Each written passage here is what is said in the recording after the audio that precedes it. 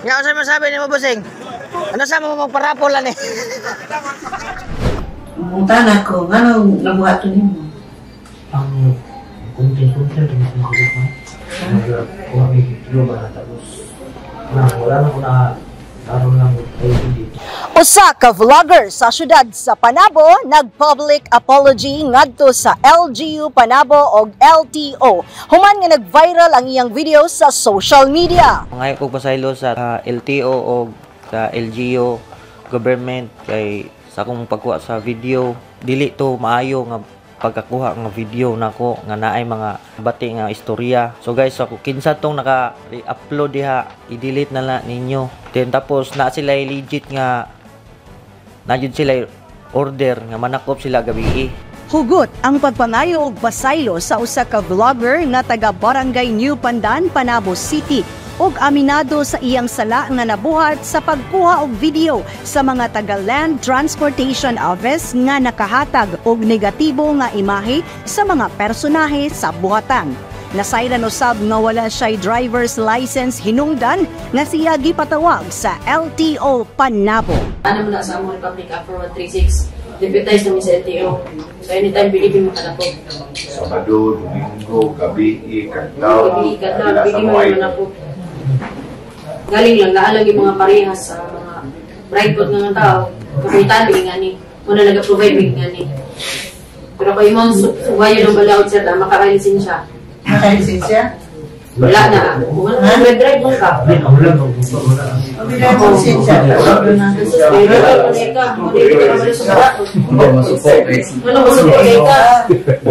Matud pa ni Kerry King Cuervo, ang District Team Leader sa LTO Region 11, na ang ilang tumong mao ang paghatag og luwas ug kahapsay pag-abot sa kadalanan.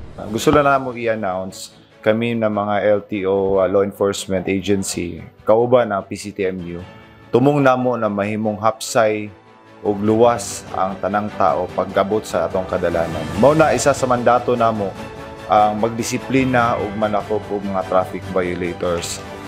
Dili namo intensyon na maghatag og kakulian or maghatag og dugang disgrasya sa dalan. Amo ang tumong madisiplina ang mga driver na unta ang tanang driver is makabaton og mga valid na driver's license. Open man ang buhatan sa LTO Panabo, so kung kinsa matong gusto makabaton og lisensya. Giawhag po nako tanang mga drivers na lisensyado na unta motuman ta sa mga balaod trapiko para ang atong kadalanan sa Panabo magpabiling luwas nun. Sa mga drivers, kung namoy mga pangutana, open atong buhatan. Sa kung sa man ang mga pangutana na wala pa natubag. Nag-awhag usab si TMU Head Alvin Ibanez sa tanang vlogger sa syudad sa Panabo nga mahimong responsable sa paggamit sa inyong mga social media accounts. Awhag po nako sa mga tanang vloggers diri sa tong syudad sa Panabo nga maging responsible o daghanon na to gunahuna before nato i-send or i-click ang amaong post.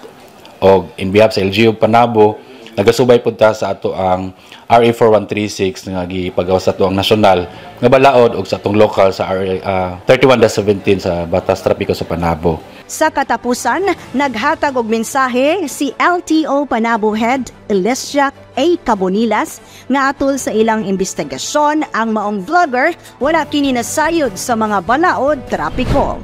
During sa among investigation sa iyaha, siya mismo wala siya kabalo unsay balaod sa LTO. Siya mismo dili siya holder og isa ka lisensya. Iyan ang giamin during sa among hearing. So klaro kaayo nga wala siya hanaw unsay balaod unsa ang RA 4136 nga gipa-implement sa LTO. Maging responsable, think before you click. Kauban sa camera, Richard Ligtas, kini si Dali Amag nga gikan sa City Information Office Broadcast Services alang sa Frontline News Panabo. Importante inform!